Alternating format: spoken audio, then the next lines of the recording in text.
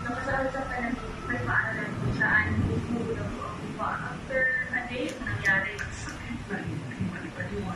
Iwasan kabayo, maraming katawan, ibawala ko siya. So, ako may pupunan po sa akin ang gamot na nagagawin.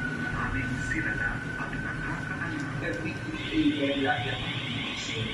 Lagi pa ako, papakita sila dahil kailangan nila nag-feeling. Isa lang ako sa akin na huwag matakot.